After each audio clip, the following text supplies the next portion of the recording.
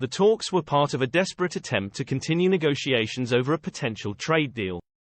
Last-ditch trade talks between the European Union and Australia have collapsed in a bitter blow for Brussels. In a statement on Sunday, Australian Trade Minister Don Farrell said the two sides had not been able to make progress.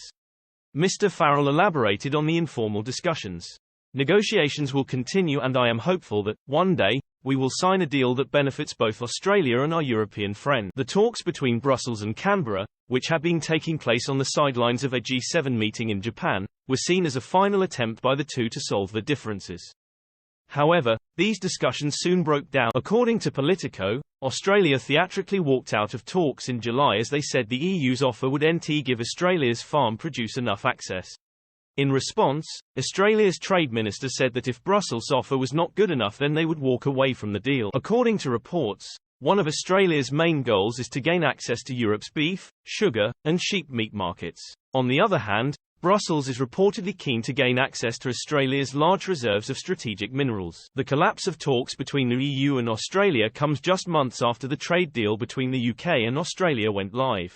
From May 31, British businesses were able to start selling to both Australia and New Zealand. According to the government, under the deal's beneficial terms, tariffs on all UK goods exported to the two countries would be removed. What's more, they said that the agreements had the potential to result in cheaper prices for UK customers on wine and kiwi fruit.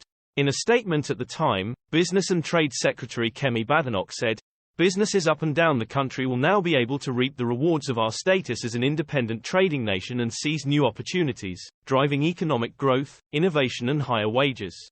Nigel Huddleston, the Minister for International Trade, said, "It is incredibly exciting to be visiting DHL to see some of the first shipments leave the UK, knowing that when they arrive down under they will benefit from our brand new deal. Australia and New Zealand are two of our closest friends and like-minded partners and our trade deals secure favourable terms for British exporters, removing tariffs on all UK goods and slashing red tape."